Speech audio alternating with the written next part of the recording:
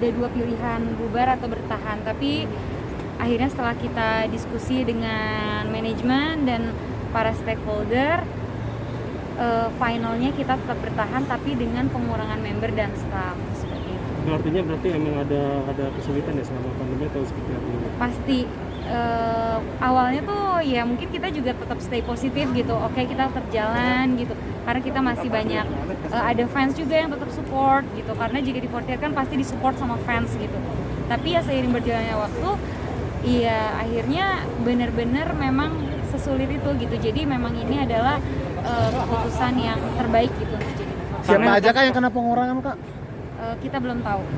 Ada berapa Kak? Pengurangannya jadi berapa Mel dari? Jadi kita udah ada rencana tapi memang belum bisa kita share. Kamel, tapi kenapa harus mengurangi member sih? Iya, karena itu memang sudah keputusan final yang benar-benar terakhir yang bisa kita lakukan untuk JKT48 tetap bertahan. Sampai jual aset nggak mungkin atau segala macam? Kalau sampai sejauh itu belum, tapi kita memang kenapa kita tetap bertahan?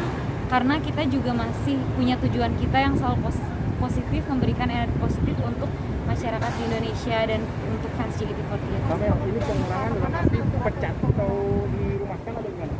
Kalau misalnya untuk kasih pengertian ke anak-anak, jadi waktu announcement itu kita benar-benar mendengarkan bareng gitu ya saat announcement itu. Tapi setelah itu kita juga sharing gitu antara staff dan member gitu. Ya semua shock juga gitu. Tapi satu pertanyaan lagi ya. Semuanya juga shock, tapi ya ini memang harus kita jalani gitu. Kak, mengenai pelaksanaan Kak, sedikit Kak. Apa gimana? Soal Aurel sedikit Kak, gimana Kak? Oh, yang Aurel ya. Jadi kalau untuk yang Aurel memang ada kejadian yang tidak mengenakan yang dialami, baik itu ada chatnya juga, ada pengiriman gambar yang tidak seronok gitu kan. Tapi dia shock dan trauma, tapi akhirnya discuss dengan manajemen dan manajemen juga support dia dengan melaporkan ke pihak yang berwajib. Jadi sekarang Aurel juga udah tenang dan dia juga udah merasa terlindungi gitu, karena kita juga support dia. Karena ini tuh kita untuk kasih tahu gitu juga buat semuanya gitu, walaupun itu misalnya akun anonim gitu, tapi ini tuh bisa terjadi kepada siapa aja gitu. Dan JKT48 punya member sekitar 70 orang gitu, anak gadis semua gitu, dan itu harus kita lindungi, kita jaga.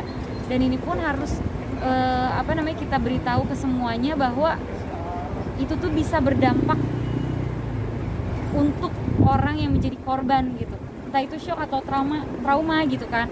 Jadi ini walaupun anonim tapi sebaiknya kita sama-sama saling menghargai lah, baik mau ke perempuan atau ke laki-laki, kita sama-sama saling menghargai. Ini lagi diproses. Kondisinya Aurel gimana sih Kamel? Kondisinya Aurel? Terima kasih ya.